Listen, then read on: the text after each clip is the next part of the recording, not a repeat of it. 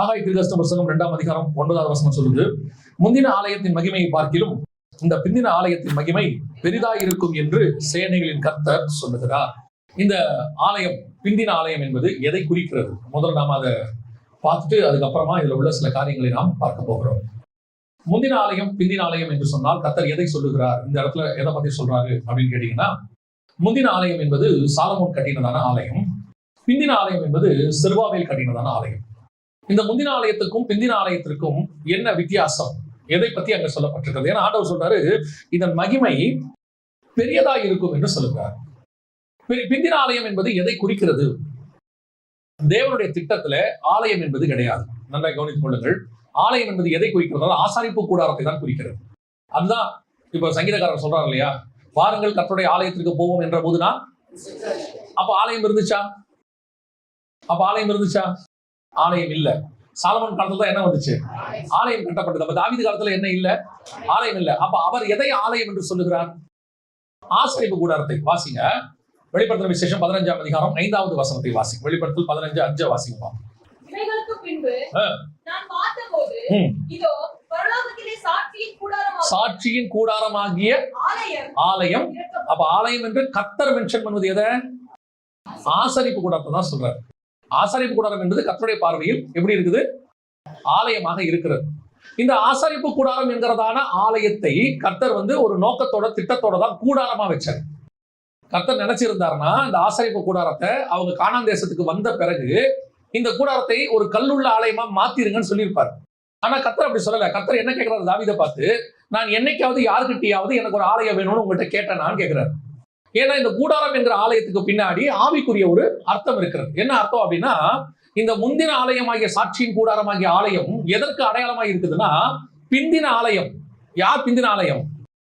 நீங்களும் நானும் தான் பிந்தின ஆலயம். நமக்கு அடையாளமாகத்தான் சாட்சியின் கூடாரமாக அங்க வச்சார். இந்த நியாயப்பிரமாணத்துக்குள்ள இருக்கிற எல்லா விஷயங்களும் எதற்கு அடையாளமா இருக்குதுன்னா, பின்னாடி வரப்போகிறதுக்கு அடையாளமாக இருக்கிறது. அப்படிதான் பவுல் கொலோசியருக்கு எழுதும்போது 2ஆம் அதிகாரத்துல சொல்றார். அதாவது பண்டிகை நாட்களையும் ஓய்வு நாட்களை குறித்தும் மாத பிறப்புகளை குறித்தும் நீங்கள் அற்பமாய் எண்ணாதிருங்கள், அவைகள் வரும் காரியத்திற்கு நிழலாய் இருக்கிறது. கொலோசியர் நிருபம் 2ஆம் அதிகாரம் 16ல இருந்து வாசிங்க பார்ப்போம். ஆகையால் போஜன பானத்தை குறித்தாவது, பண்டிகை நாளையும் மாத பிறப்பையும் ஓய்வு நாளை குறித்தாவது ஒருவனும் உங்களை குற்றப்படுத்தாதிருப்பானாக, அவைகள் வரும் காரியங்களுக்கு நிழலாய் இருக்கிறது. அவைகளின் பொருள் கிறிஸ்துவை பற்றினது. அப்ப இந்த ஆசாரிப்பு கூடாரம், நியாயப்பிரமாணம், பண்டிகை அதெல்லாம் எதை பத்தி சொல்ல வச்சிருக்குன்னா, பின்னாடி வரப்போற கிறிஸ்துவை பத்தி நிழலா இருக்கிறது. அப்ப நாம அதை தெரிஞ்சு கொள்ள வேண்டும் அப்படின்னு சொன்னோம்னா, நிஜமா இருக்கிறத பார்க்கணும். இந்த நிழலை வச்சுக்கிட்டு எதை பண்ணணும்? நிஜத்தை கண்டுபிடிக்கணும். அதுக்குதான் இந்த நிழலை ஆண்டவர் இன்னும் விட்டு வச்சிருக்கிறார். இந்த சாட்சியின் கூடாரமாகிய ஆலயம் அப்படிங்கிற அந்த ஆலயத்தை தாவீது காலத்துல என்ன பண்ணிட்டாரு? தாவீது ஆசைப்பட்டு என்னவா மாத்திட்டாரு? கல்லுள்ள ஆலயமா மாத்திட்டார். இப்ப கர்த்தர் அதை மாடிஃபிகேஷன் என்னன்னு சொன்னா, கர்த்தர் அதை என்ன செய்யறாரு? தாவீது கேட்டாரு, கொஞ்சம் மாடிஃபை பண்றாரு. மாடிஃபை பண்ணி அந்த ஆலயத்துக்கு அனுமதி கொடுக்கிறார். அதனால எப்பவும் அடிக்கடி ஒரு வார்த்தையை நம்ம யூஸ் பண்ணுவோம். என்னன்னு கேட்டீங்கன்னு சொன்னா, தேவனுடைய அனுமதி என்பது வேறு, தேவனுடைய சித்தம் என்பது வேறு. The difference between the will and the permission. God's permission வேறு, God's will வேறு. கர்த்தருடைய அனுமதி என்ன அப்படின்னா, அது கர்த்தர் சித்தம் இல்ல. ஆனா கேட்கறது நீங்களா இருக்கிறதுனால, அவருக்கு பிரியமானவங்க கேட்கறதுனால அவங்கள மனசு கஷ்டப்படுத்த கூடாதுன்றதுக்காக கர்த்தர் என்ன செய்யறாரு? அனுமதி கொடுக்கிறார்.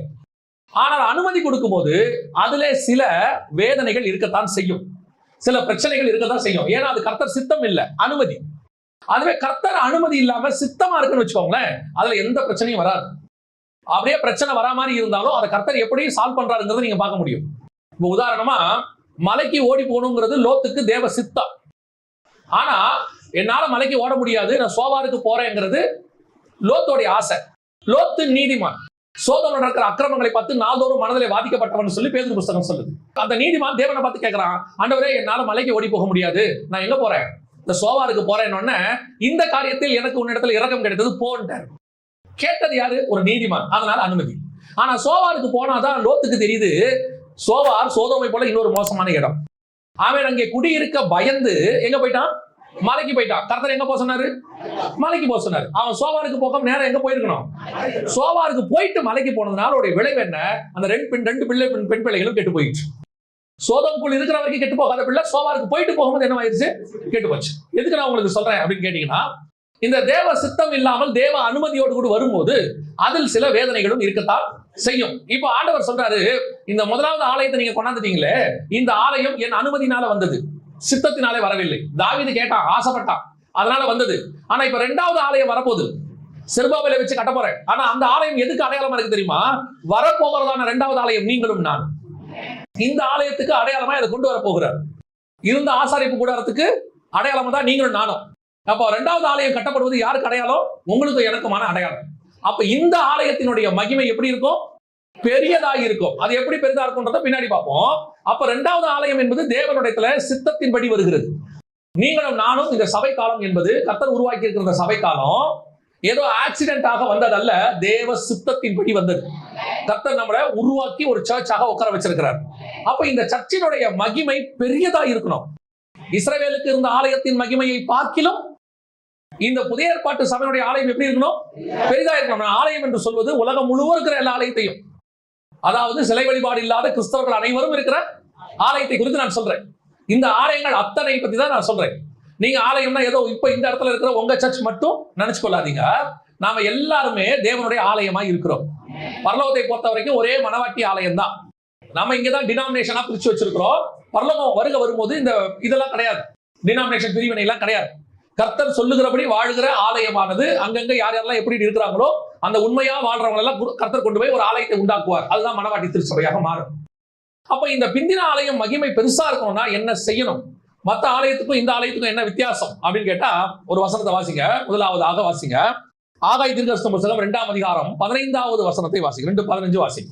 இப்பொழுதும் கர்த்தருடைய ஆலயத்தை கட்டும்படி ஒரு கல்லின் மேல் ஒரு கல் வைக்கப்பட்டது முதல் நடந்ததை உங்கள் இருதயத்திலே சிந்தித்து பாருங்கள் அப்படின்னு. இந்த ஒரு கல்லின் மேல் ஒரு கல் வைக்கப்படுவது எதை குறிக்கிறது? முந்தின ஆலயத்தை பத்தி பார்க்கும்போது ஒரு கல்லின் மேல் ஒரு கல் வைக்கப்பட்டதை பத்தி கர்த்தர் என்ன செய்யல, பேசல. ஏன் அப்படின்னு கேட்டீங்கன்னா, இஸ்ரவேலுடைய ஆலயத்துக்கும் புறஜாதியாருடைய ஆலயத்துக்கும் என்ன இருக்கிறது? வித்தியாசம் இருக்கிறது. இஸ்ரவேலுடைய ஆலயம் ஒரு மனுஷனுடைய விருப்பத்தினாலே வந்தது, ஒரு மனுஷன் ஆசைப்பட்டான் வந்தது. ஆனா இது அப்படி அல்ல, தேவ சித்தத்தின்படி கட்டப்படுவது. அதை கட்டுவதற்கான இன்ஜினியர் ஆண்டவர் தான். அதை எப்படி கட்டணும்னு சொல்லி கொடுக்கிறாரு. ஆசாரியப் கூடாரத்துக்கு பெசலியல் இருக்கிறாரு, அப்புறம் மோசே இருக்கிறார், எல்லாம் இருக்கிறாங்க. அதே மாதிரி முதல் ஆலயத்துக்கு பாத்தீங்கன்னா சாலமோன் ஞானத்தில் தி பெஸ்ட். அதுக்கு பிளான் வந்து தாவீது வாங்கி கொடுத்துட்டாரு. அதை கட்டக்கூடிய ஒரு ஆள் யாருன்னா ஞானத்திலேயே மிகச் சிறந்தவன். அவன் அரண்மனையே சூப்பரா கட்டுவான். அவன் வந்து வேலை செய்யறவங்களுக்கே அற்புதமா கோட்டர்ஸ் கட்டி கொடுத்துருக்கான். அப்ப அப்படிப்பட்டவன் இந்த இதை கட்டும் போது, தேவனுடைய ஆலயத்தை கட்டும் அவனுக்கு எவ்வளவு ஞானம் இருந்திருக்கும் பாருங்க. அது மட்டும் இல்ல, அவன் கூட நிறைய பேர் இருக்கிறாங்க. அநேகரை அங்கங்கிருந்து கூட்டிட்டு வரான், புறஜாதி தேசத்துல இருந்து எல்லாம் கூட்டிட்டு வரான். எல்லாரும் வந்து கட்டுறாங்க. அப்படி கட்டப்பட்டது. ஆனா புறஜாதியாருக்கு மத்தியில இருந்து கட்டப்படுகிறதான, ஏன்னா இப்ப செருபாபேல் எல்லாம் புறஜாதியார் தேசத்துல இருக்கிறாங்க. கட்டப்படுகிறதான இரண்டாவது ஆலயத்தினுடைய இன்ஜினியர் யாருன்னா ஆண்டவர் தான். இங்க 3 பேரை தான் கர்த்தர் எழுப்புகிறார். ஒன்று ஆசாரியனாகிய யோசுவா, 2 செருபாபேல், 3வது கர்த்தர் அவருடைய ஆவியை ஏவின மனுஷர்கள். இந்த 3 குரூப் தான் இருக்குது. அப்படி வரும்போது இந்த இதுக்கு மூத்த பிளான் அல்லது இதுக்கு மையமா நின்று கட்டுறது யாருன்னா ஆசாரியப் கூடாரத்துக்கு மோசே, இந்த சாலமோன் தேவாலயத்துக்கு சாலமோன். ஆனா இதுக்கு யாருன்னு கேட்டீங்கன்னா தேவன். தேவன் தான் நின்று கட்டுறார். இதை சொல்றாரு எப்படி கட்டணும்? ஒரு கல்லின் மேல் ஒரு கல் வைத்து கட்டப்படணும். இது எதை குறிக்கிறது அப்படின்னு கேட்டீங்கன்னா, வரப்போகிறதான புதிய ஏற்பாட்டு சபை எப்படி கட்டப்பட்டிருக்க வேண்டும். இந்த கல் அல்ல, இந்த கல் அல்ல, இங்க வச்சிருக்கிற செங்கல் அல்ல. நாம் எப்படி கட்டப்பட்டிருக்க வேண்டும் என்று ஆண்டவர் சொல்றாருன்னா, ஒரு கல்லின் மேல் ஒரு கல் எப்படி இருக்கணும்? கட்டப்பட்டிருக்கணும். இந்த கல்லு யாரை குறிக்கிறது? வாசிங்க, 1 பேதுருவின் புத்தகம் 2ஆம் அதிகாரம் 5வது வசனத்தை வாசிங்க. ஜீவனுள்ள கற்களை போல ஆவிக்கேற்ற மாளிகையாகவும்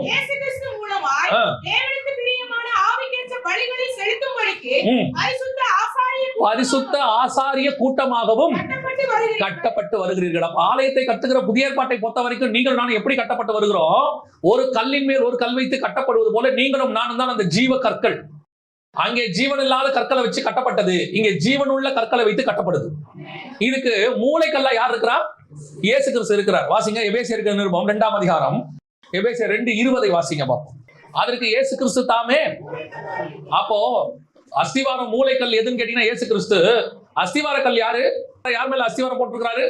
அப்போஸ்தலருடைய உபதேசங்கள் மேல். அப்படிதான் வசனம் சொல்லுது, அப்போஸ்தலர் தீர்க்கதரிசிகள் என்பவர்களுடைய அஸ்திவாரத்தின் மேல் கட்டப்பட்டு வருகிறீர்கள். கட்டப்படுகிற நீங்க நான் எப்படிப்பட்டவங்க? ஜீவ கற்கள். மூளைக்கல் யாரு? இயேசு கிறிஸ்து. இப்ப புதிய எருசலேமை எடுத்து பாருங்க. புதிய எருசலேம் வருது. 21ஆம் அதிகாரம் வெளிப்படுத்தின விசேஷம் சொல்லுது. புதிய எருசலேமினுடைய அஸ்திவார கல் யாரு? 14வது வசனம் வாசிங்க. நகரத்தின் மதிலுக்கு 12 அஸ்திவார கற்கள் இருந்தன. அவைகளின் மேல் ஆட்டுக்குட்டியானவருடைய 12 அப்போஸ்தலரின் 12 நாமங்கள் பதித்திருந்தன. அப்ப அஸ்திவார கல் யாரு? அப்போஸ்தலர்கள். மூலைக்கல் யாரு?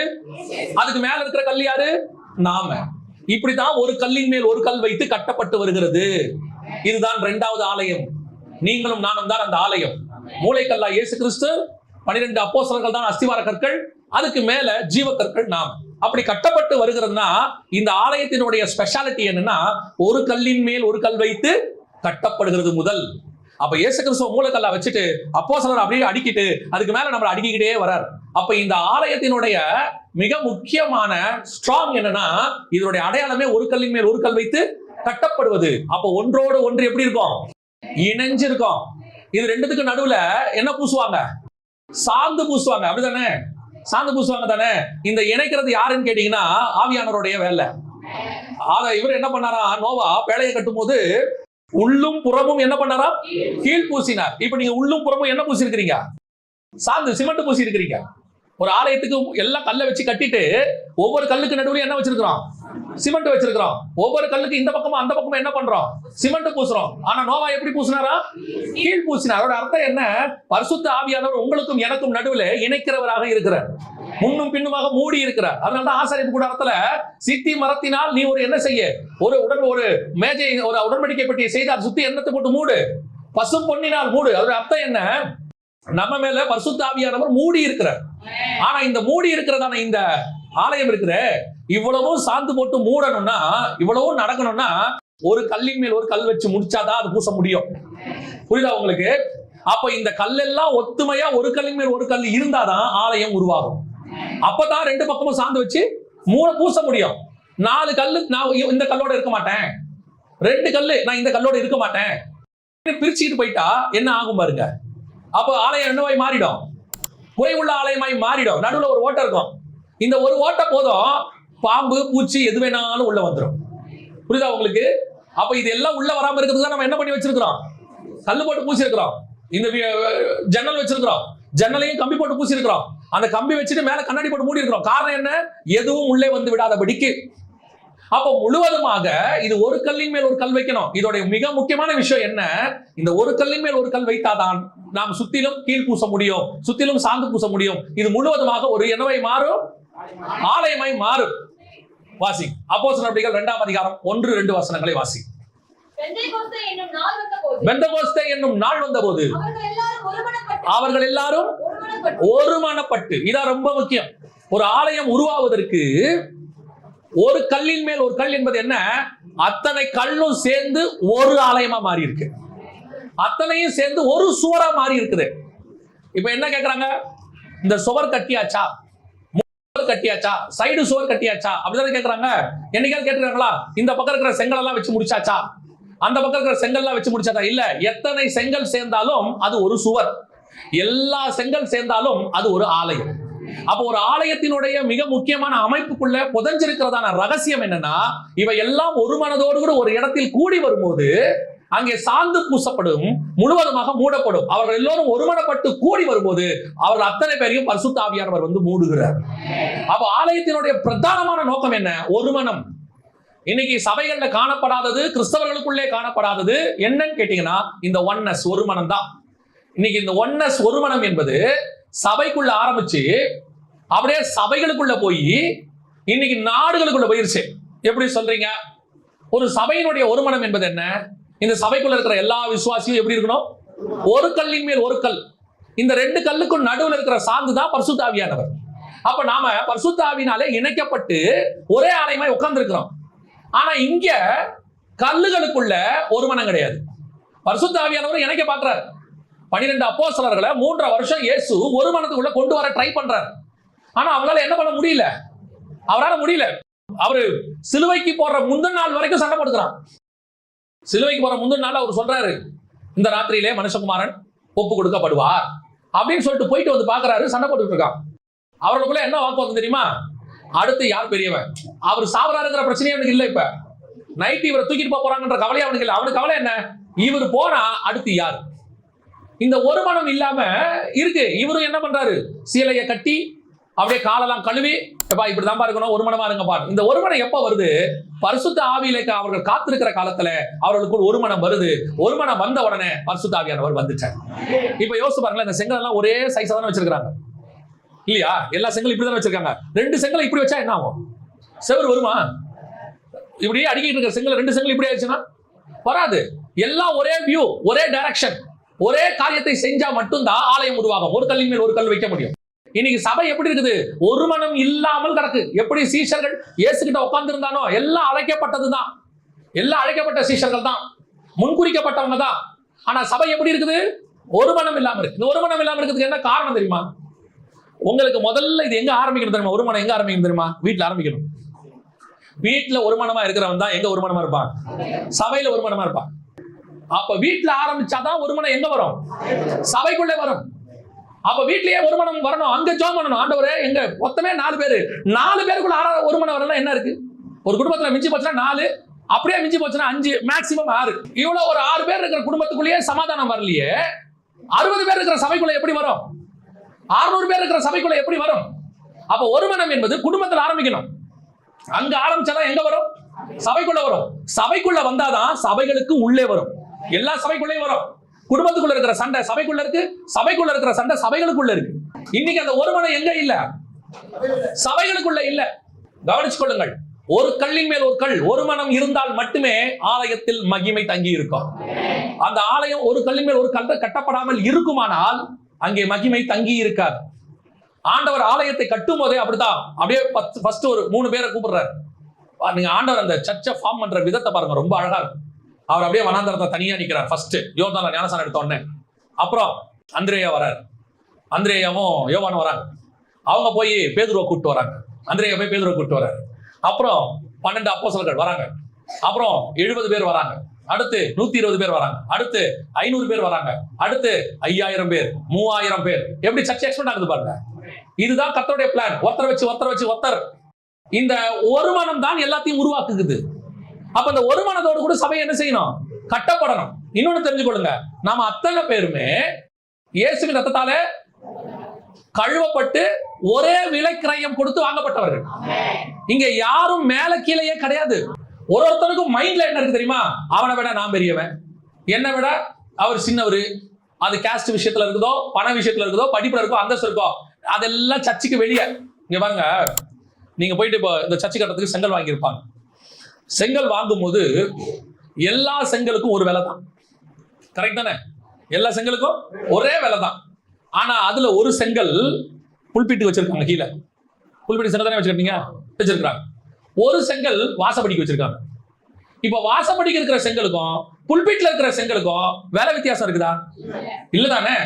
ஒரே இடத்துல மிதிச்சாங்க, ஒரே இடத்துல செஞ்சாங்க, ஒரே காசு கொடுத்து லாரியில ஏத்தனாங்க, கொண்டு வந்து இறக்கும் போது அதுக்கு ஒரே ரேட்டு தான் கொடுத்தாங்க. அப்ப நம்ம அத்தனை பேருமே சபைக்குள்ள ஒரே விலைக்கிரயத்தால் வாங்கப்பட்டவர்கள். இங்க எல்லா செங்கலும் ஒரே செங்கல் தான், எல்லா ஜீவக்கற்களும் ஒரே ஜீவக்கற்கள் தான். அப்ப இங்க வேற எந்த வித்தியாசத்துக்கும் இங்க இடமே கிடையாது.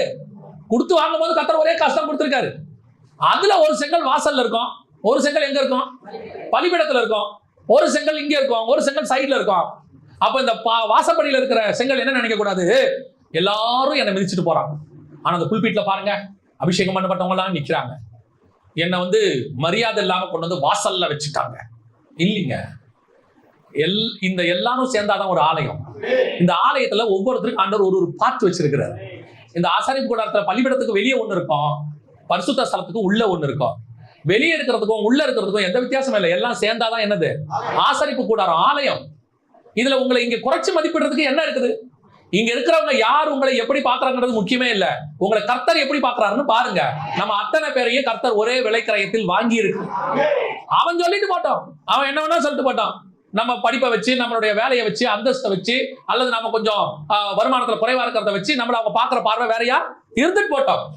ஆனா கர்த்தருடைய பார்வையில நாம அத்தனை பேருமே ஒரே செங்கல் தான், ஒரே ஜீவக்கற்கள் தான். பரலோகத்துல பாகுபாடே கிடையாது. இப்ப யோசிச்சு பாருங்களேன், ஒரு ரோட்ல பழம் விற்கிறவர்னு வச்சுக்கோங்க. அதே நேரத்துல ஒரு ஐடி கம்பெனில ஒருத்தர் வேலை செய்யறாருன்னு வச்சுக்கோங்க. இப்ப ஐடி கம்பெனில வேலை செய்யறவர் ரோட்ல பழம் விற்கிறவரை பார்த்தா எப்படி பேசுவாரு? இல்லையா? ஐடி கம்பெனில வேலை செய்யும் போது அவரை பார்த்து சாரும்பாங்க. சார் குட் மார்னிங் சார் அப்படிம்பாரு. என்னைக்காவது பழக்காரர்கிட்ட போயிட்டு குட் மார்னிங் சார் சொல்லியிருக்கீங்களா? என்னப்பா வேலை? இந்த பேச்சிலேயே டிஃபரன்ஸ் இருக்குல்ல. அப்ப இந்த பழக்காரருக்கும் ஐடிக்காரருக்கும் என்ன இருக்குது? வித்தியாசம் இருக்கு. ஆனா இப்ப யோசித்து பாருங்க, தேவன் செலக்ட் பண்ண ஒரு ஆளு மீன்காரர், மீன் பிடிக்கிறவர். இன்னொரு ஆளு அப்பாவுக்கு வலை பின்றவர் கூட. ஆனா இங்கத்தான் அவர் மீன் பிடிக்கிறவர். ஆனா பரலோகத்துல அவர் நியாயம் தீர்க்கிறவர். ஆண்டவர் சொன்னார் 12 பேரை பார்த்து, நீங்கள் இஸ்ரவேல் கோத்திரம் அனைத்தையும் நியாயம் தீர்க்கிறவர்களாய் உட்கார்ந்திருப்பீர்கள். அப்ப இங்க மீன் பிடிக்கிறான்றதுக்காக பரலோகத்துல அவனுக்கு ஸ்டேட்டஸ் கம்மி கிடையாது.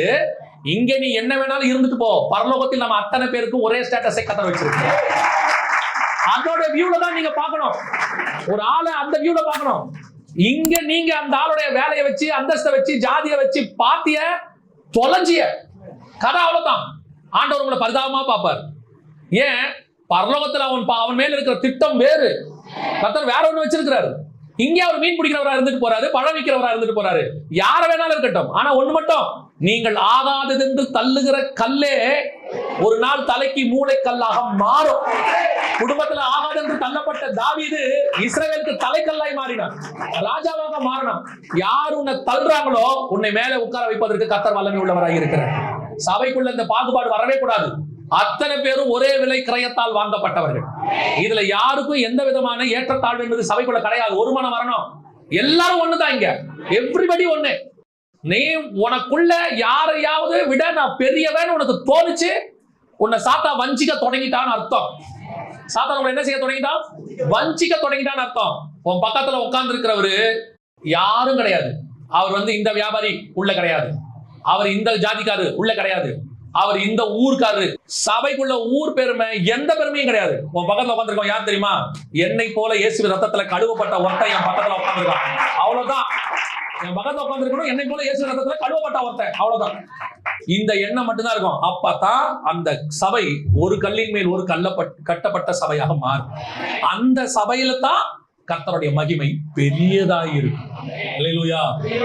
இப்படி கட்டப்படுகிற சபைக்குள்ள சில நேரத்துல சாத்தான் சில வேலைகளை செய்வான். மத்திய 24:2 வாசிங்க பார்ப்போம். இயேசு அவர்களை நோக்கி, இவைகளெல்லாம் பார்க்கிறீர்களே, இவ்விடத்தில் ஒரு கல்லின் மேல் ஒரு கல் இராதபடிக்கு, ஒரு கல்லின் மேல் ஒரு கல் இராதபடிக்கு எல்லாம் இடிக்கப்பட்டு போகும் என்ற என்ன காரணம்? இவ்வளவு கஷ்டப்பட்டு ரத்தத்தால சம்பாதிக்கப்பட்டு ஒரு சபை உருவாகுது. உருவாகிற சபை ஒரு கல்லின் மேல் ஒரு கல்லின் ஆகுது, இல்லாதபடிக்கு இடிக்கப்பட்டு போகுது. எவ்வளவு பெரியதான கொடுமை பாருங்க. சபைக்குள்ள எப்பயாவது கர்த்தருக்கு பிரியமில்லாத காரியம் வந்துருச்சுன்னா சபை பிரிய தொடங்கும். சபை என்ன செய்யும்? பிரிய தொடங்கும். ஒரு சபை 2 காரணங்களுக்காக பிரியும். ஒரு காரணத்துக்கு பிரியறத ஒத்துக்கலாம், இன்னொரு காரணத்துக்கு பிரியறத ஒத்துக்க முடியாது. எந்த காரணத்துக்காக பிரியும், எந்த காரணத்துக்காக ஒத்துக்கலாம் அப்படின்னு கேட்டீங்கன்னா, ஒரு சபை ஒரு குறிப்பிட்ட அளவு தான் என்ன செஞ்சிருக்கணும்? அளவு இருக்கணும். இவ்வளவு பேர் தான் எண்ணிக்கைன்னு இருக்கணும். ஒரு ஆளுக்கும் ஒரு கெப்பாசிட்டி இருக்கு. நான் சொல்றது புரியுதா? இப்போ ஸ்கூலுக்கு போயிருக்கீங்கல்ல, ஸ்கூல்ல உங்க பிள்ளைகளுடைய கிளாஸ்ல பாத்தீங்கன்னா செக்ஷன் வச்சிருப்பாங்க. ஒண்ணு கேள்விப்பட்டிருக்கீங்களா? உங்க பிள்ளைகளை நீங்க சொல்லிருப்பீங்க, 3rd A, 3rd B, 3rd C அப்படிம்பீங்க. இந்த ஏபிசின்றது என்னது? எதுக்கு செக்ஷனு? ஏற்கனவே ஏ செக்ஷன்ல 50 பேர் வந்தாச்சு. இதுக்கு மேல என்ன செய்ய முடியாது? உட்கார வைக்க முடியாதுன்னா இடம் இல்லைன்னு அர்த்தம் இல்ல. ஒரு டீச்சரால 50 பேரை தான் நடத்த முடியும். அதுக்கு மேல என்ன செய்ய முடியாது? முடியாது. அடுத்து நம்ம பி செக்ஷன் பிரிக்கிறோம். பி செக்ஷனுக்கு தனி கிளாஸ் டீச்சர் வச்சிருக்கிறோம். அந்த கிளாஸ் டீச்சர் பி செக்ஷனை பார்ப்பாங்க. அங்க 50 ஆன உடனே சி செக்ஷன் வந்துடும். சி செக்ஷனுக்கு என்ன பண்றோம்? தனி கிளாஸ் டீச்சர் வச்சிடறோம். ஒரு ஆளால எவ்வளவு ஆளுகை செய்ய முடியுமோ, எவ்வளவு நடத்த முடியுமோ, எத்தனை பேரை நம்ம பாஷையில சொல்லணும் மேய்க்க முடியுமோ அவ்வளவுதான் இருக்கணும். அதுக்கப்புறம் நம்மளே அதை என்ன பண்ணிடணும்? பிரிச்சு விட்டுறணும். அடுத்த செக்ஷனுக்கு பிரிச்சிடணும். இந்த பிரிவினையை கர்த்தர் விரும்புகிறார். இது கர்த்தர் பிரிக்கிற பிரிவினை. இது நல்ல பிரிவினை இல்லையா? நீங்களே என்ன பண்றீங்க? ஒரு இடம் அதிகமான உடனே, கூட்டம் அதிகமான உடனே உங்களுக்கு தோணுது இல்ல, சர்ச்சு பெருசாகணும், உட்காரத்துக்கு இடம் இல்லை. அடுத்து நம்ம என்ன பண்றோம்? அடுத்து என்ன பண்றோம்? பெரிய இடம் தேடுறோம். சரி, இப்ப இன்னும் அதிகமாயிடுச்சு. அடுத்து என்ன பண்ணுவீங்க? இன்னும் பெரிய இடம் தேடுவீங்க. இன்னும் அதிகமாயிடுச்சு, என்ன பண்ணுவீங்க? அப்ப நீங்க ஒரே சர்ச்சு பெருசாகிட்டே போவீங்க. உங்களுக்கு என்ன தெரியல, பெருசாகுது. இன்னொரு கிளாஸ் டீச்சரை போட்டு இன்னொரு சர்ச்சு உருவாகணும்னு உங்களுக்கு தெரியல பாருங்க. நான் சொல்றது புரியுதா? ஒரு ஊழியக்காரனால இவ்வளவு பேருக்கு தான் என்ன பண்ண முடியும், நடத்த முடியும். நீங்க சொல்லுங்க பாப்போம். 5000 பேர் இருக்க சர்ச்சில் நீங்க இந்த ஸ்டாண்டர்ட் எல்லாம் சொல்ல வேணாம். 5000 பேரை வரிசையா நிக்க வச்சு, சார் பேர் சொல்லுங்க. 5000 பேர் உங்களுடைய பிள்ளைகள் தானே 5000மோ சொல்லுங்க, சொல்ல வராது. உங்க பிள்ளைங்க பேரே உனக்கு தெரியலையே, எப்படி நாளைக்கு கத்தரிடத்துல போய் கணக்கு கொடுப்பீங்க? அப்ப கத்தர் என்ன பண்ணுவார் தெரியுமா? நீயா பிரிச்சு அனுப்புவேன்னு நான் நினைச்சேன், நீ அனுப்பல. இப்ப நான் என்ன பண்றேன், நானே பிரிக்கிறேன். ஏன்னா இது ஓ ரத்தத்துல சம்பாதிக்கப்பட்டது இல்ல, என் ரத்தத்துல சம்பாதிக்கப்பட்டது. இது நல்ல பிரிவினை. கர்த்தரே பிரிச்சுடுவார். சரிப்பா, உனக்கு தான் பேச நேரம் இல்ல, பேசுற எவனாவது இருப்பான், அவன்கிட்ட கொடுத்துறேன். ஆனா பிரியக்கூடாத இன்னொரு பிரிவினை இருக்கு. இப்படி பிரியக்கூடாது. எது தெரியுமா? சபைக்குள்ள சண்டை போட்டு பிரியறது ஒண்ணு இருக்கு. சபைக்குள்ள சண்டை போட்டு, எனக்கு இந்த சபை செட்டே ஆகாது, எனக்கு இந்த சபை ஒத்து வராது. சபை பிரச்சனை இல்லாத இடம் இல்லை, சபை பிரச்சனையை தீர்க்கிற இடம். கோர்ட்டுக்கு போறீங்க, நீங்க போய் கோர்ட்ல போய் கேட்பீங்களா, என்னங்க இப்படி சண்டை போட்டு வழக்கு போட்டுட்டு இருக்காங்க, இங்க சமாதானமே இல்லையே. கோர்ட்ல வழக்கு ஆடுற இடத்துக்கு பேர் தான் கோர்ட். அங்க போனா எல்லாரும் என்னதான் பண்ணிட்டு இருப்பாங்க, வழக்காடிட்டு தான் இருப்பான். எதுக்கு வழக்காடுறான்? நியாயத்துக்காக அங்க வழக்காடுறான், அவ்வளவுதான். அப்ப சர்ச்சுங்கிறது என்ன இடம்? பாவிகள் மனம் திரும்புகிற இடம். இங்க வெறும் பரிசுத்தவான் தான் இருக்கணும்னா அதுக்கு பரலோகத்துக்கு தான் போகணும். அங்க மட்டும்தான் வெறும் பரிசுத்தவான். இங்க எல்லாம் பரிசுத்தவான் இல்ல, பரிசுத்தவான் ஆகிறதுக்கு முயற்சி பண்ணுகிற இடம். அப்போ உனக்கு பக்கத்துல இருக்கிறவனை பார்க்கும்போது பிரிவினை வரக்கூடாது, சபைக்குள்ள சண்டை வரக்கூடாது. எனக்கு இந்த சபை செட் ஆகாது, அதாகாது, இதாகாது, எல்லாம் ஆகும், எல்லாம் செட் ஆகும். ஆண்டவர் நம்மள அத்தனை பேரையும் ஒரே மாதிரி தான் வச்சிருக்கிறார். இங்க சபை உடையறதுக்கான வேலை கிடையாது, நாமளே பிரிச்சிடணும். ஒரு லிமிட் வந்த உடனே நான் எப்பவும் சொல்லுவேன், இந்த வாலிப பிராயத்துல ஊழியத்துக்கு வரக்கூடியதான யங்ஸ்டர்ஸ், பாஸ்டர்ஸ் வராங்க இப்ப நிறைய பேர். அவங்க கேட்பாங்க, சர்ச்சில் என்ன செய்யணும்? எவ்வளவு விசுவாசி வளரணும்னு ஆசைப்படுறையோ அவ்வளவு ஊழியக்காரனும் வளரணும்னு ஆசைப்படணும். ஒரு பக்கம் விசுவாசி வளரணும், ஒரு பக்கம் ஊழியக்காரனும் வளரணும், அசிஸ்டன்ட்டும் வளரணும். ஒரு லிமிட்டுக்கு மேல ஒரு அசிஸ்டன்ட் கிட்ட ஒரு சபையை கொடுத்து நீ போய் நடத்து. 25 கிலோமீட்டர் தள்ளி வராங்களா, அந்த 25 கிலோமீட்டர் தள்ளி வரக்கூடிய இடத்துல இருந்து ஒரு சர்ச்சை ஆரம்பிச்சிடணும். அங்க ஆரம்பிச்சு ஒரு ஊழியக்காரன் ரெடி பண்ணி அங்க அமைச்சிடணும். நம்ம சாகும்போது ஒரு சர்ச்சில இருந்து 6000 பேரை வந்தாங்கன்றது பெருமை இல்ல, அந்த ஆள் மூலமா 60 சர்ச்சு உருவாகி இருக்குது, தமிழ்நாடு முழுக்க ஊழியம் பண்ணி இருக்கிறாருங்கிறது தான் பெருமை. யோசிச்சு பாருங்க. இன்னைக்கு என்ன இருக்குது? இந்த பிரிவினை இல்லாததுனால சபை தானாவே உடையும். நம்மள ஆண்டவர் ஒரு மனதோடு கூட உண்டாக்கி இருக்கிறார். ஒரு கல்லின் மேல் ஒரு கல்லா அப்படி இடிக்கப்படுகிற நிலைமை என்ன செய்யக்கூடாது, வரக்கூடாது. சபை அப்படியே ஒரு மனமா இருக்கணும். நீங்க யோசிச்சு பாருங்க, எத்தனையோ டினாமினேஷன் ஒரு சண்டையும் இல்லாம அவ்வளவு அழகாக நடத்திட்டு இருக்கிறாங்க. ஏன்னா அவங்களை பொறுத்த வரைக்கும் ஊழியத்தை தேவ சித்தத்தோடு செய்கிறார். மனுஷ சித்தத்துக்கு அங்க என்ன கிடையாது, இடம் கிடையாது. இரண்டாவது, இந்த ஆலயத்தினுடைய மகிமை ஏன் பெரியதாகி இருக்கும்? வாசிங்க 2வது அதிகாரம் ஆகாய் புஸ்தகம் 7வது வசனத்தை வாசிங்க. 2:7 வாசிங்க. சகல ஜாதிகளையும் அசைய பண்ணுவேன், விரும்பப்பட்டவர் வருவார். 2வது ஆலயத்தினுடைய ஸ்பெஷாலிட்டி என்னன்னு கேட்டீங்கன்னா, சகல ஜாதிகளையும் அசைய பண்ணுவேன், சகல ஜாதிகளாலும் விரும்பப்பட்டவர் வருவார். 2வது ஆலயத்துக்கும் முதல் ஆலயத்துக்கும் என்ன வித்தியாசம்? இப்ப ஆசாரிப்பு கூடாரம் இருந்துச்சு, ஆசாரிப்பு கூடாரத்தில் தேவன் இறங்குவார், அப்படித்தானே? தேவன் இறங்குவார், அப்புறம் போயிடுவார், திருப்பி இறங்குவார், அப்புறம் போயிடுவார். ஆனா 2வது ஆலயத்தை பொறுத்த வரைக்கும் அவர் இறங்கி இறங்கி போக மாட்டாரு. சகல ஜனங்களால விரும்பப்பட்டவர் அங்கே வந்து தங்கி வாசம் பண்ணுவார், அவர் அங்கேயே இருப்பார். சபை என்பது தேவன் வந்து போகிற இடம் இல்ல, தேவன் உலாவுகிற இடம், தேவன் தங்குகிற இடம். நாமே தேவனுடைய ஆலயம் என்றும், தேவன் அங்கே எப்படி இருக்கிறாரு, வாசமாய் இருக்கிறார். வாசமாய் இருக்கிறார்னா அங்கே குடியிருக்கிறார்னு அர்த்தம். சிம்சோனுக்கும் நமக்கும் என்ன வித்தியாசம்? நாம ஒண்ணு சிம்சோனை விட நீதிமான்கள்லாம் கிடையாது. சிம்சோனை மாதிரி நீதிமான்கள் நம்ம இருக்கிறதுனாலே பெரிய விஷயம் தான். ஏன்னா விசுவாச வீரர்கள் பட்டியல் அவன் பேர் வந்துருச்சு, எபிரேயர் 11:32 வந்துருச்சு. ஆனா அவனுக்கும் நமக்கு என்ன வித்தியாசம்? நீங்க எப்ப வேணா பாருங்க, வசனம் சொல்லும், தேவ ஆவியானவர் அவன் மேல் இறங்கினார். இப்போ பெலிஸ்தர்களை அடிச்சான், உதைச்சான், வேலை முடிஞ்சு. அடுத்த பிரச்சனை வருது, அப்பொழுது வசனம் சொல்லும், கர்த்தருடைய ஆவியானவர் அவன் மேல் நடுவில் அப்ப என்ன ஆயிட்டாரு, போயிட்டாரு, அவ்வளவுதான். வருவாரு, கிரியை செய்வாரு, போயிடுவாரு. அவனுக்குள் தங்கி என்ன செய்ய முடியாது, வாசம் பண்ண முடியாது. ஆனா உங்களுக்கு எனக்கு என்ன வித்தியாசம்? அவர் வந்துட்டு தங்கி போறவர் அல்ல, வாசம் பண்ணுகிறவர். நீ எங்க போனாலும் உங்களுக்குள்ளேயே வாசம் பண்றவர். ஆனா நீங்க என்ன நினைக்கிறீங்க? நீங்க சிம்சோனை போல இருக்கிறீங்க. எப்படிங்க நாங்க சிம்சோன் மாதிரி இருக்கிறோம்? நல்ல ஆவியில நிறைஞ்சு பரிசுத்தாவின் அபிஷேகத்தை எப்பயோ பெற்றுட்டீங்க. ஆனா வந்து நீங்க என்ன பேசுறீங்க தெரியுமா? வாரும் தூய ஆவியே, வந்து நிரப்புங்கப்பா, ஊத்துங்கப்பா. இன்னும் என்ன வந்து நிரப்பணும்? அப்ப நீங்க வாங்கன்னு கூப்பிடுறீங்கன்னா அப்ப அவர் உங்ககிட்ட இல்லைன்னு அர்த்தம், போயிட்டாருன்னு அர்த்தம். அவரை முதல்ல நல்லா தெரிஞ்சுக்கொள்ளுங்க. முந்தின ஆலயத்தினுடைய பிந்தின ஆலயத்தின் மகிமை ஏன் பெருசு? முந்தின ஆலயத்துல அவர் வருவாரு, தங்குவாரு, போயிடுவாரு. ஆனா பிந்தின ஆலயத்துல தங்கி வாசம் பண்ணுவார். அப்ப சபைக்குள்ள தேவன் வாசம் பண்ணுகிறவராக இருக்கிறார். எப்போ ஆலயத்துல அவர் என்னவா இருக்கணும்? வாசம் பண்ணி மூடுகிறவராக இருக்கணும். சபை எப்பவும் பரிசுத்தாவில நிரம்பி இருக்கணும். சபையில நீங்க நானும் நடந்தாலும் பரிசுத்தாவின் அபிஷேகத்தை பெற்ற காலத்துல உங்களுக்கு ஒன்று இருந்துச்சு பாருங்க. எனக்கு ஞாபகம் இருக்குது, பரிசுத்தாவி அபிஷேகத்தை பெற்ற காலத்துல நான் முந்தின நாள் அபிஷேக கூட்டத்தை கலந்து கொண்டேன். ஆவியானவர் நிரப்பினாரு. மறுநாள் வீட்டுக்கு தெரியாது. அப்பெல்லாம் நான் வந்து சபைக்கு போறது தெரியும். ஆனா ஞானசானம் எடுத்துட்டேன், பரிசுத்தாவின் அபிஷேகத்தை பெற்றுட்டேன்லாம் யாருக்குமே தெரியாது. ஏதாவது எங்க அம்மா கடைக்கு போன்னு சொன்னாங்க, இல்ல ஒரு இடத்துக்கு போக சொன்னாங்கன்னா அப்பெல்லாம் சைக்கிள் தான். பக்கத்துல இருக்கிற கடைக்கு போகவே மாட்டேன். எடுத்துக்கிட்டு 1 கிலோமீட்டர் தள்ளி இருக்கிற கடைக்கு தான் போவேன். சைக்கிள் மிதிச்சுக்கிட்டு அந்நிய பாஷை பேசிக்கிட்டே போவேன். திருப்பி வாங்கிட்டு அந்நிய பாஷை பேசிக்கிட்டே வருவேன். போற வேகமும் தெரியாது, வர வேகமும் தெரியாது. என்னமோ 5 நிமிஷத்துல போயிட்டு வந்த மாதிரி இருக்கும். இத்தனைக்கும் அது ஒரு 1 கிலோமீட்டர் தள்ளி இருக்கும். போயிட்டு வரதுக்கே லேட் ஆகும். ஆனா தெரியாது. ஏன்? அந்த ஆவியானவர் வந்த புதுசுல நமக்குள்ள இருக்கக்கூடியதான அந்த அபிஷேகத்தின் வாஞ்சை, அந்த விருப்பம், நமக்கு அது எப்படியாவது அவருக்குள்ளேயே இருக்கணுங்கிற ஒரு ஆசை. ஆனா நாள் ஆக ஆக நம்ம எப்படி ஆயிடுறோம் தெரியுமா? ஆவிக்குரிய வாழ்க்கையில வளர்றோன்ற பேர்ல ஆவியானவருக்கும் நமக்கும் நடுவில் என்ன வந்துருது? டிஸ்டன்ஸ்.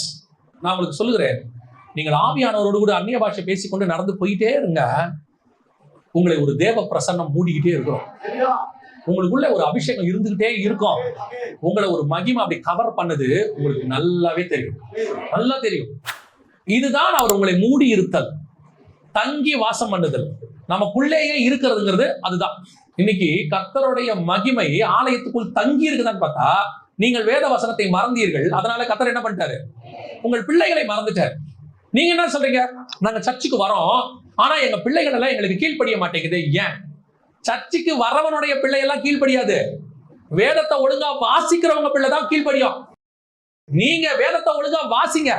அப்ப நீங்க ஜெபம் பண்ணணும், நீங்கள் பைபிள் வாசிக்கணும், கர்த்தருடைய மகிமையில எப்பவும் தங்கி இருக்கணும்.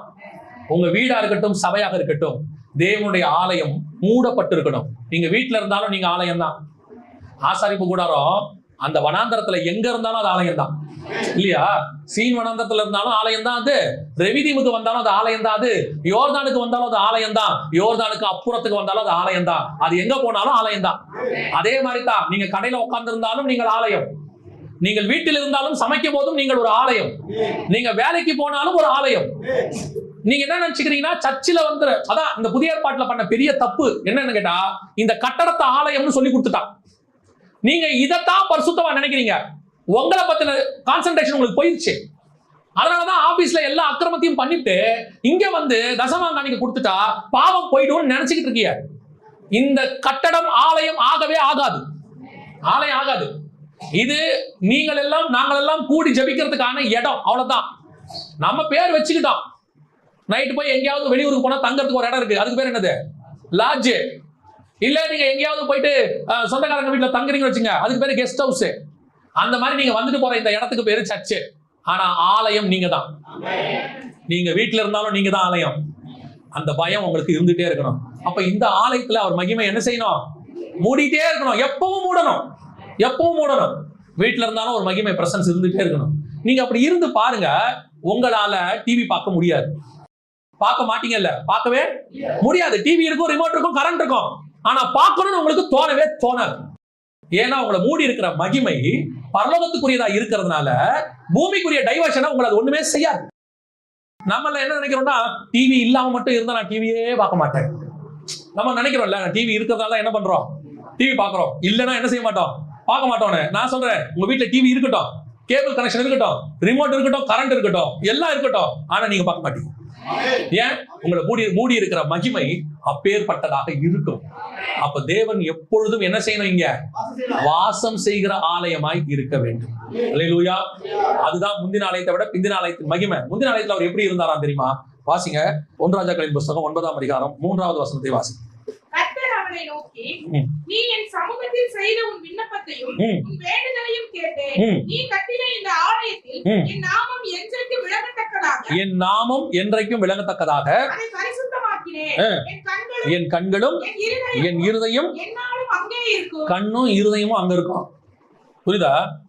கண்ணும் இருதயமும் அங்க இருக்கும் முந்தின ஆலயத்துல. ஆனா பிந்தின ஆலயத்துல அவரே இருப்பாரு.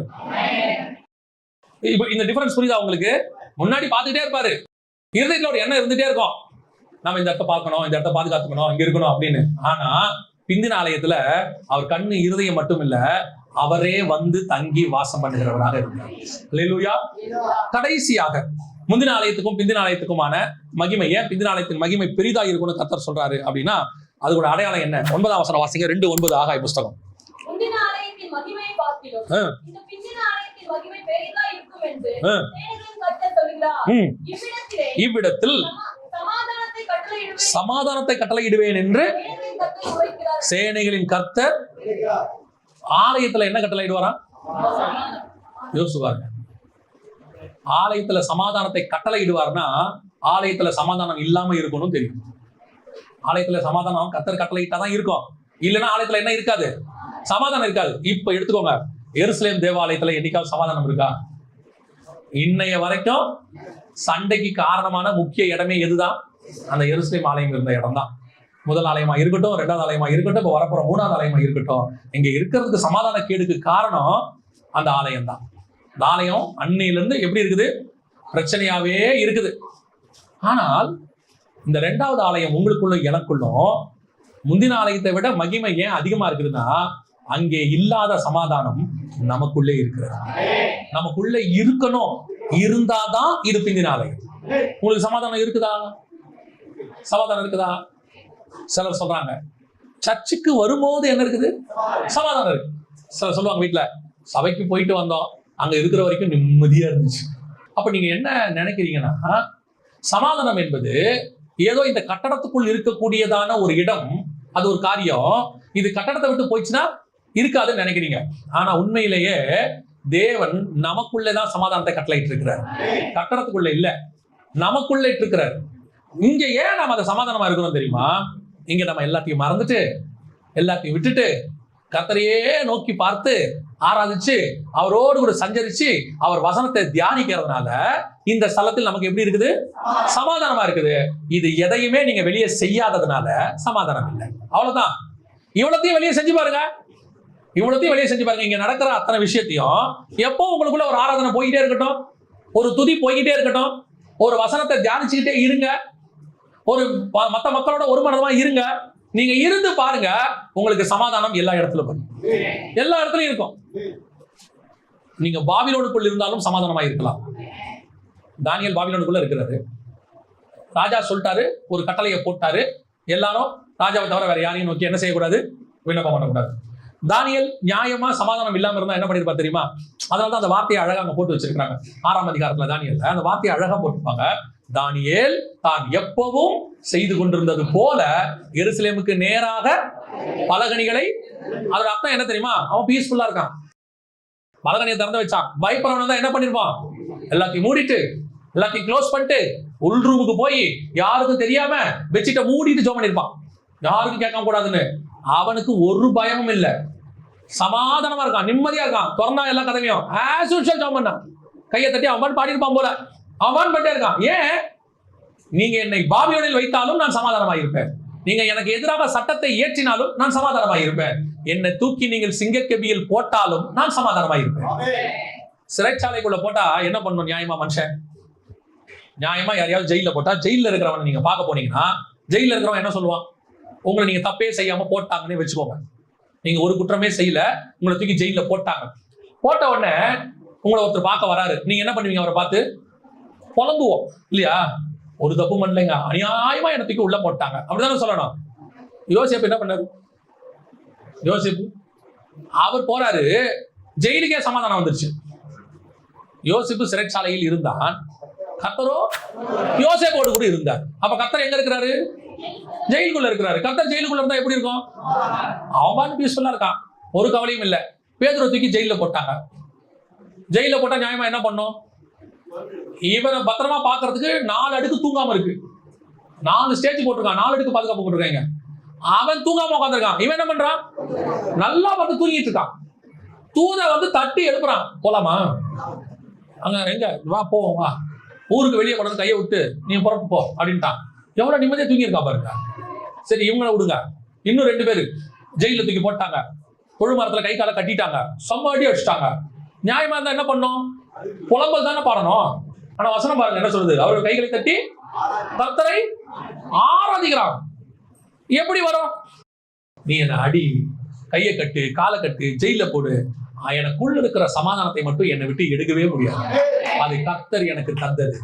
அது இடத்தை பேஸ் பண்ணி இல்ல, என்ன பேஸ் பண்ணி இருக்குது. அது எனக்குள்ள கர்த்தர் கொடுத்தது. நான் ஒண்ணு மட்டும் என்ன சாட்சியா வச்சு சொல்றேன், என்ன சாட்சியா வச்சு சொல்றேன். நிறைய வாழ்க்கையில அப்ஸ் அண்ட் டவுன் வரும், வராமலாம் இருக்காது. நிறைய அப்ஸ் அண்ட் டவுன் வரும். ஒரு நேரம் அப்படி மேல தூங்கி இருக்கும், தூக்கி வைப்பாங்க, அப்புறம் கீழே தள்ளுவாங்க, அப்புறம் தூக்குவாங்க, அப்புறம் தள்ளுவாங்க. கையில காசு இருக்கும், இல்லாமல் போகும், திருப்பி காசு நல்லா வரும், திருப்பி கொஞ்சம் குறையும். அதெல்லாம் அப்ஸ் அண்ட் டவுன் இருக்கும். நிறைய திடீர்னு உடம்பு சரியில்லாம போயிடும், அப்புறம் ஒரு நேரத்தில் நல்ல ஆக்டிவா இருக்கும், எல்லாம் இருக்கும். ஆனா ஒண்ணு மட்டும் நிச்சயம், ஒண்ணு மட்டும் எனக்கு ஆண்டவர் கொடுத்திருக்கிறார். என்ன தெரியுமா? இவ்வளோ பிரச்சனை வரும், ஊழியத்துல பிரச்சனை வரும், சரீரத்துல பிரச்சனை வரும், யாராவது ஏதாவது பேசுவாங்க, ஏதாவது செய்வாங்க. ஆனா ஒண்ணு மட்டும் கர்த்தர் கிட்ட கொடுத்து வச்சிருக்கிறாரு.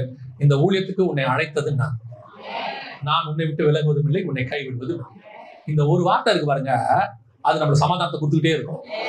திடீர்னு ஏதாவது ஒரு பிரச்சனை வரும், அதுக்கேற்ற ஒரு வார்த்தையை கொடுப்பாரு. அந்த பிரச்சனையை அப்படியே அந்த வார்த்தை தூக்கி வெளியே போடும், மீண்டும் சமாதானமாய் ஓடுவோம். நம்மளை விட்டு எதை வேணாலும் எடுக்க முடியும். கர்த்தர் நமக்கு கொடுத்த சமாதானத்தை நம்மளை விட்டு வேற யாராலையுமே எடுக்கவே முடியாது. சமாதானமா இருக்கிறது நம்ம கையில இருக்கு. அதனாலதான் சொல்றாரு, ஆலயத்துக்குள் எதத்தை கட்டளையிடுவேன்? சமாதானத்தை கட்டளையிடுவேன். ஊழியத்தை பண்றவங்க இருக்காங்க, ஆனா சமாதானம் இல்லாம வெறுப்பா, கோபமா, எதுக்கு இந்த ஊழியத்துக்கு வந்தோங்கிற எண்ணத்தோட பண்றவங்களும் இருக்காங்க. ஆனா கர்த்தர் நமக்கு ஒரு சமாதானத்தை கொடுத்திருக்கிறாரு. அது எதை பத்தியுமே கவலைப்படாது, எதை பத்தியுமே யோசிக்காது. நமக்கு முன்னாடி வச்சிருக்கிறது ரசமா விஷமான்னு கூட நமக்கு தெரியாது. எதுக்கு சொல்றேன் அப்படின்னு கேட்டீங்கன்னா, எந்த சூழலில் எப்படி வச்சாலும் நமக்கு ஒன்று தெரியணும், கர்த்தர் எனக்குள்ளே ஒரு சமாதானத்தை தந்திருக்கிறார். அது ஒரு நாளும் யாரும் என்னை விட்டு எடுக்கவே முடியாது. நான் வனாந்தரத்தில் நடந்தாலும் எனக்கு ஒரு சமாதானம் இருக்கும். நான் பாபிலோனுக்குள் போனாலும் எனக்கு ஒரு சமாதானம் இருக்கும். நான் எகிப்துக்கு கொண்டு போகப்பட்டாலும் எனக்கு ஒரு சமாதானம் இருக்கும். நான் எருசலேமிலே கர்த்தரை ஆராதித்தாலும் எனக்கு ஒரு சமாதானம் இருக்கும். அந்த சமாதானம் என் தேவனால் எனக்கு கொடுக்கப்பட்டது. முந்தின தேவாலயத்தில் இல்லாத அந்த சமாதானத்தை பிந்தின ஆலயமாக எனக்குள் கர்த்தர் வைத்திருக்கிறார். அல்லேலூயா. அதனாலதான் அந்த ஆலயத்தை பார்க்கலும் இந்த ஆலயத்தின் மகிமை பெரிதா இருக்கு. முதலாவது ஒரு மனம் ஆலயத்துக்குள்ள இருக்கணும். 2வது ஆண்டவர் கட்டப்பட்ட அந்த ஒரு மனதை பிரியாதபடிக்கு பார்த்துக்கணும். 3வது இந்த ஆலயத்தினுடைய மகிமையை கர்த்தர் கட்டளையிட்டு இருக்கிறார். 4வது இந்த ஆலயத்தினுடைய சமாதானம் பெரியதாக இருக்கும். இப்படி ஒரு ஆலயத்தை தான் உங்களையும் என்னையும் கர்த்தர் உருவாக்கி வச்சிருக்கார். நீங்களே தேவனுடைய ஆலயமாக இருக்கிறீர்கள்.